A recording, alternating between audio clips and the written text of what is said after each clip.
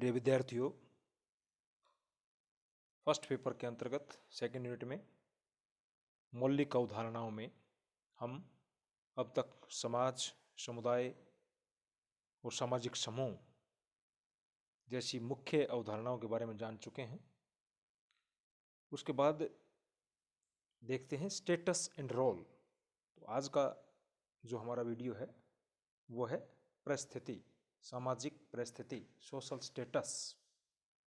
बहुत बार अंग्रेजी का शब्द स्टेटस हम दैनिक बोलचाल की भाषा में सुनते हैं, प्रयोग करते हैं कि फलां व्यक्ति का स्टेटस ऊंचा है, फलां व्यक्ति का स्टेटस निम्न है। इस तरह से स्टेटस शब्दावली का हम यूज करते हैं। प्रत्येक समाज की संरचना एवं संगठन का निर्धारण विभिन्न व्यक्तियों के द्वारा धारण की गई सामाजिक परिस्थितियों एवं भूमिकाओं के व्यवस्थित संयोग से होता है। इसलिए रॉबर्ट बिरस्टीड का एक कथन है कि समाज सामाजिक परिस्थितियों का जाल है। आपने देखा था समाज वाले वीडियो में बेकायर और पेज की कोटेशन, समाज सामाजिक संबंधों का जाल है ना। बिरस्टीड लिखते हैं समाज सामाजिक परिस्थितियों का जाल है। Web of social status, social status सामाजिक परिस्थिति, एक व्यक्ति का एक समाज में धारण किया जाने वाला पद, उसकी क्या स्थिति है समाज में। तो अनेक परिस्थितियां मिलकर के ही संपूर्ण समाज का निर्माण करती हैं। परिस्थिति का मीनिंग क्या है? अर्थ, what is the meaning of social status? Elliott और मैरिल लिखते हैं परिस्थिति व्यक्ति का वह पद है जिसे व्यक्ति किसी समूह में अपने लिंग, आयु, परिवार, वर्ग, विवाह, व्यवसाय अथवा प्रयत्नों के आदि के कारण प्राप्त करता है। यानी अपनी कोशिश के वजह से भी प्राप्त करता है जो पद है वो, और अपनी आयु की वजह से, लिंग की वजह से, वर्ग की वजह से, विवाह की वजह से उसको समाज में विभिन्न प्रकार की जो है परिस्थितियां प्राप्त होती हैं। परिस्थितियां मतलब विभिन्न प्रकार के पद या उनकी जो प्रतिष्ठा है, सम्मान है, हर चीज़ के साथ जुड़ा होता है। जैसे आयु के अंदर जो बड़े होंगे उनका सम्मान ज़्यादा होगा, आयु में छोटे होंगे उनका तुलनात्मक रूप से उनके लिए अलग कर्तव्य निश्चित होते हैं। तो इस प्रकार से समाज में सामाजिक संरचना के अंतर्गत देखते हैं हम विभिन्न प्रकार की परिस्थितियां या पद जो है वो देखने को मिलते हैं। राल्फ लिंटन के अनुसार सामाजिक व्यवस्था के अंतर्गत किसी व्यक्ति को एक समय विशेष में जो स्थान प्राप्त होता है उसी को उस व्यक्ति की सामाजिक परिस्थिति कहा जाता है, सोशल स्टेटस। एक परिभाषा और देखते हैं किंग्सले डेविस के अनुसार परिस्थिति किसी भी सामान्य संस्थात्मक व्यवस्था में किसी पद की सूचक है, पद की परिचायक है। ऐसा पद जो समाज द्वारा स्वीकृत है और जिसका निर्माण स्वतः ही हुआ है तथा जो जनरीतियों और रूढ़ियों से संबद्ध है। सारी चीज़ें डेविस ने इसमें सम्मिलित की हैं। इसके अंदर कुछ जनरीतियाँ, रूढ़ियाँ, परंपराओं से भी इसका जुड़ाव महसूस किया है उन्होंने। तो जो पद है, जो स्थान हमें मिल रहा है, उसमें जनरीति और रूढ़ियों का भी जो है संबद्धता देखी गई है। तो एक पद, एक जो है स्थान जो हमें मिल रहा है, सोपान जो हमें मिल रहा है, उसका सूचक है। तो हमने देखा कि इन परिभाषाओं में क्या हुआ, उनसे स्पष्ट हुआ कि परिस्थिति व्यक्ति की समूह अथवा समाज में पद की परिचायक है। एक व्यक्ति की परिस्थिति सदैव ही दूसरे व्यक्तियों की परिस्थितियों की तुलना में होती है और एक समय में व्यक्ति कई परिस्थितियों को प्राप्त करता है। जैसे एक व्यक्ति एक साथ शिक्षक भी हो सकता है, पति है, पुत्र है, पिता है, भाई है, आदि कई परिस्थितियों का उपभोग एक साथ करता है, कई परिस्थितियों को एक साथ जो है वो धारण करता है। परिस्थिति यानी कि एक पद जो वो धारण करता है। घर में अलग अलग परिस्थितियों को धारण करता है वो, किसी का पुत्र है, किसी का पति है, कोई व्यक्ति किसी का पिता है, किसी का भाई है ना। इस तरह से परिस्थिति दूसरे के संदर्भ में समझते हैं हम तुलनात्मक रूप से। सामाजिक परिस्थितियों के प्रकार, टाइप्स ऑफ सोशल स्टेटस। सन 1936 में लिंटन ने समाज में पाई जाने परिस्थितियों को दो भागों में बांटा है। पहला है प्रदत्त परिस्थिति और दूसरा है अर्जित परिस्थिति। प्रदत्त परिस्थिति यानी एस्क्राइब्ड स्टेटस, इसको देखते हैं पहले। कुछ परिस्थितियां ऐसी होती हैं जो व्यक्ति के गुणों पर ध्यान दिए बिना ही उसको स्वतः ही प्राप्त हो जाती है। उसे किसी परिवार विशेष में जन्म लेने से या परंपरा आदि के कारण जो है प्राप्त होती हैं। उसको पीढ़ी दर पीढ़ी जो पद चलता है, इस तरह से समाज में प्रदत्त परिस्थितियां पहले से ही मौजूद होती हैं और जो नवीन जन्म लेने वाले प्राणी को प्रदान की जाती हैं उसके लिए कोई उसको प्रयास करना नहीं पड़ता। और प्रदत्त परिस्थिति पर व्यक्ति का अपना कोई नियंत्रण नहीं होता है, जैसे स्त्री या पुरुष का होना प्रदत्त परिस्थिति, बालक का सुंदर होना, कुरूप होना प्रदत्त परिस्थिति है ना। किसी व्यक्ति का मोटा होना, पतला होना और उसके बारे में उसके कारण समाज में जो उसको एस्टीम मिलता है, सम्मान या असम्मान, उसमें उसका कोई नियंत्रण नहीं होता। तो प्रदत्त का मतलब जो चीज़ दी हुई है गिवन, उसमें उस व्यक्ति की अपनी मर्जी या अपनी कोशिश और उसका कुछ उसमें वश नहीं चलता है। प्रदत्त परिस्थिति के जो आधार होते हैं वो किसके आधार पर निर्धारण होता है? उसका लिंग के आधार पर होता है, पुरुष महिला, आयु के आधार पर होता है, जवान, प्रौढ़, वृद्ध इत्यादि, जैसे शिशु, बच्चा, तरुण, है ना। ये आयु भेद की वजह से भी निर्धारण होता है। नातेदारी, जो रिश्तेदारियां होते हैं विवाह के बाद जो हमें मिलती हैं। जन्म से व्यक्ति किस कुलीन वंश में है या कौन से दूसरे वंश में है या जनजातियों में है या आदिवासी में है, कौन से वर्ग में है। तो शारीरिक विशेषताएं, सुंदर होना, कुरूप होना, विकलांग होना, सामान्य होना, तो शारीरिक विशेषताएं, लिंग भेद, आयु भेद, रिश्तेदारी, जाति और प्रजाति, ये जो है प्रदत्त परिस्थिति के निर्धारण के आधार होते हैं। जाति तो आपको सबको पता ही है कि जाति जो है एक ऐसा सोशल स्टिग्मा है जो जन्म से हमारे मस्तक पर लगा दिया जाता है। और जाति से बड़ा प्रदत्त परिस्थिति का उदाहरण भारतीय समाज में क्या देखने को मिलेगा, है ना। प्रजाति जैसे गोरी, काली और श्वेत, तीन रंगों के आधार पर अगर देखें तो तीन प्रजातियां, तीन नस्ल जो है संसार के समाजों में देखने को मिलती हैं। काकेसाइड, मंगोलाइड, निगोराइड, या जिसको रंगों के आधार पर हम कह सकते हैं कि गोरे, काले और पीत वर्ण के लोग मिलते हैं। तो प्रदत्त का मतलब दी हुई। तो दूसरी जो परिस्थिति राल्फ लेंटन ने बताई है प्रदत्त के बाद 2 नंबर पे, अर्जित परिस्थिति, अचीव्ड स्टेटस। समाज में कुछ परिस्थितियां ऐसी भी होती हैं जिन्हें व्यक्ति अपने गुण, योग्यता, कोशिश, क्षमता, कार्यकुशलता आदि के आधार पर प्राप्त करता है, ग्रहण करता है, लेता है। इसलिए इसका नाम क्या हुआ? अचीव्ड है, जिसको प्राप्त किया जाए। हार्टन एवं हंट कहते हैं सामाजिक पद जिसे व्यक्ति अपनी इच्छा और अपने प्रतिस्पर्धा यानी कंपटीशन के द्वारा प्राप्त करता है, अर्जित परिस्थिति के नाम से जाना जाता है। ऐसा कोई पद या ऐसा कोई स्थान समाज में, ऐसा मुकाम जो आप हासिल करते हैं, मंजिल हासिल करते हैं, वो सारा के सारे अचीव्ड स्टेटस है। आप अपनी मेहनत से किसी व्यक्ति का प्रतियोगी परीक्षाओं में सफल होना, RSIS बनना, वो उसकी अचीव्ड स्टेटस है में मानी जाएगी। योग्य तथा सक्षम व्यक्ति इन परिस्थितियों को प्राप्त करते हैं। डेविस कहते हैं समाज में कुछ व्यक्ति चतुर, शक्तिशाली, क्षमताशील, महत्वाकांक्षी, प्रतिभाशाली होते हैं जो अनेकों बाधाओं पर, अनेकों रुकावटों पर विजय प्राप्त करते हैं। सारी ऑब्स्टेकल्स को क्लियर करते हैं मेहनत से, अपने दक्षता से, अपनी कुशलता से, अपने महत्वाकांक्षा।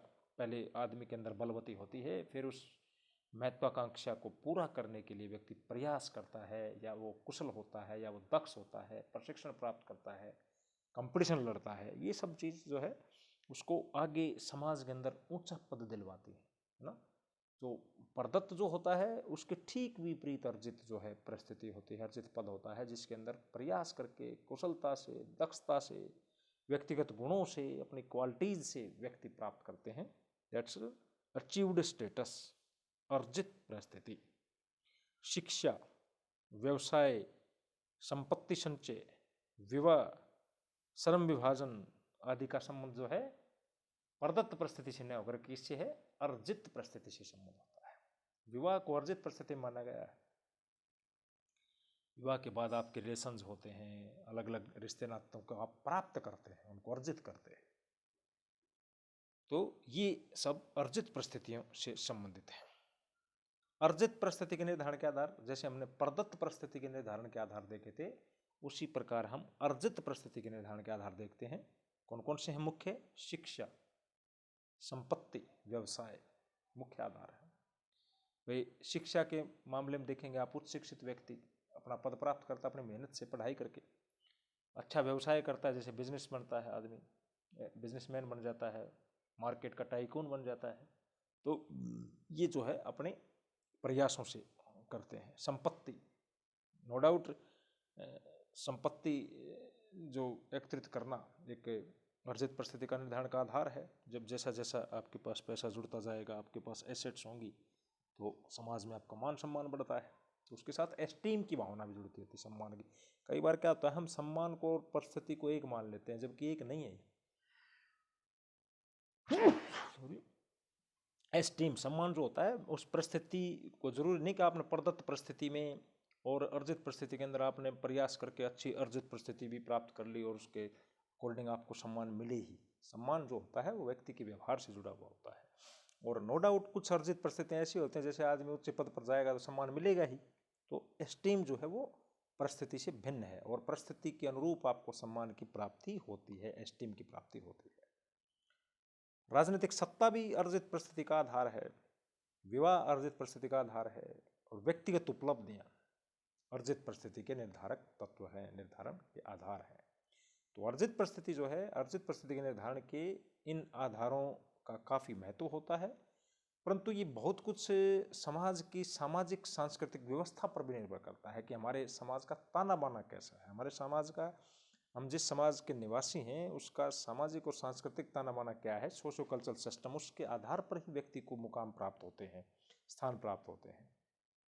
किसी समाज में धन को और किसी में आध्यात्मिक उपलब्धियों को जो है ज़्यादा महत्व दिया जाता है, लेकिन मुझे लगता नहीं कि आजकल के समाज में किसी भी समाज, विश्व के किसी भी समाज में पैसे या भौतिकता की चीज़ों को, मेटलिस्टिक एटीट्यूड को नकारा जाता हो। तो अपना महत्व अर्जित परिस्थितियों का आजकल मॉडर्न सोसाइटीज़ में, आधुनिक समाजों में प्रदत्त के मुकाबले ज़्यादा है।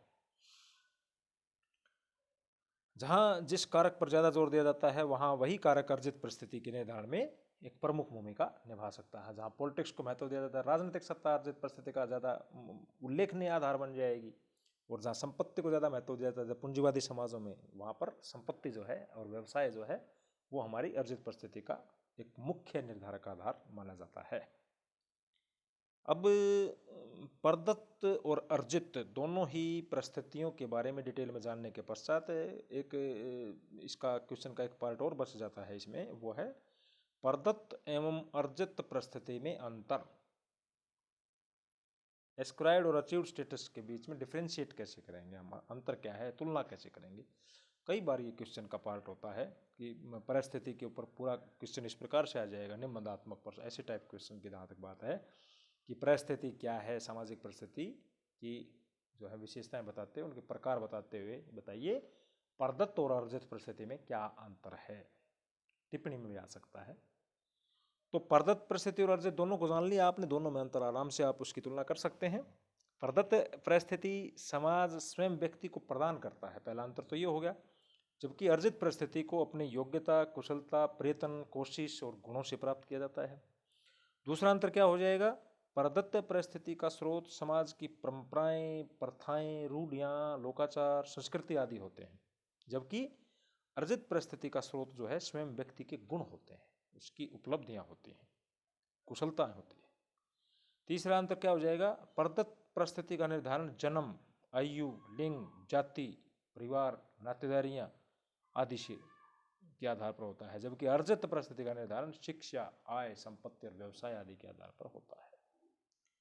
चौथा अंतर क्या मानेंगे इसमें हम, प्रदत्त परिस्थिति के आधार अपेक्षाकृत स्थायी होते हैं, उनमें परिवर्तन नहीं होते या होते तो बिल्कुल कम होते हैं, जबकि अर्जित परिस्थितियों के आधार पर परिवर्तनशील होने से अर्जित परिस्थितियां बदलती रहती हैं, वो ज़्यादा डायनेमिक है।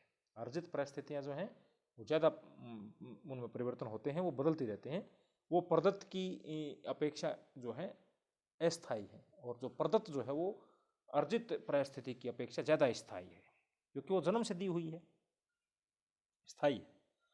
पांचवा अंतर क्या है? प्रदत्त परिस्थितियां अनिश्चित होती हैं तथा उनका अधिकार क्षेत्र अधिक स्पष्ट नहीं होता। अर्जित पद अधिक निश्चित एवं स्पष्ट होते हैं। जैसे कि एक जज है और राष्ट्रपति का अधिकार कानून द्वारा स्पष्ट है, ये अर्जित जो है वो एक तरह से स्पष्ट है। और प्रदत्त में पता ही नहीं आपका, प्रदत्त के अंदर तो लोग पूजा भी करते हैं किसी की, जो करिश्माई व्यक्ति तो भी होते हैं, है ना। तो प्रदत्त की सीमाएं स्पष्ट नहीं हैं, जबकि अर्जित के जो है अधिकार कानून इत्यादि जो है स्पष्ट होते हैं। प्रदत्त परिस्थिति का आदिम और सरल समाजों में या परंपरागत समाजों में ज़्यादा महत्व होता है, जबकि इसके विपरीत अर्जित परिस्थिति का आधुनिक समाजों में, जटिल समाजों में, खुले समाजों में ज़्यादा अधिक महत्व है, क्योंकि वहाँ व्यक्ति का मूल्यांकन जो है वो उसके जन्म पर या उसके कुल पर या उस कहाँ पैदा हुआ उस पर नहीं होकर के, उस पर क्या होगा, उसके गुणों के द्वारा व्यक्ति के, उसकी कुशलताओं के द्वारा व्यक्ति का मूल्यांकन होता है। तो अर्जित परिस्थिति आधुनिक समाज के अंतर्गत होती है। और लास्ट अंतर इसमें अपन देख सकते हैं, प्रदत्त परिस्थिति और उससे संबंधित भूमिका में सामंजस्य का होना जरूरी नहीं होता। वो जरूरी नहीं कि भाई आप उस प्रदत्त परिस्थिति में जिसमें आप आए तो उसके साथ, उस भूमिका के साथ आप न्याय कर पाएंगे, जबकि अर्जित परिस्थिति में अधिकांश से दोनों में सामंजस्य का पाया जाना जरूरी होता है। और अगर अर्जित परिस्थिति में जो आपने पद प्राप्त कर रखा है, जो आपकी परिस्थिति है समाज में, उसके अकॉर्डिंग आपने रोल अदा नहीं किया या भूमिका अदा नहीं की, तो आपका सम्मान नहीं होगा। और प्रदत्त परिस्थिति में जो है भूमिका के साथ कोई सामंजस्य होना जरूरी नहीं होता। कोई उच्च कोटि के विद्वान व्यक्ति भी दुर्व्यसन से ग्रस्त हो सकते हैं, तो एक तरह से वो प्रदत्त परिस्थिति तो है एक कुलीन खानदान में, लेकिन उसके काम जो हैं वो बिल्कुल निकृष्ट कोटि के हो सकते हैं। कोई ज़रूरी नहीं होता कि भूमिका का सामंजस्य प्रदत्त परिस्थिति में हो, जबकि अर्जित परिस्थिति में सामंजस्य का होना जरूरी होता है। नेक्स्ट वीडियो में देखेंगे भूमिका, रोल। Thank you.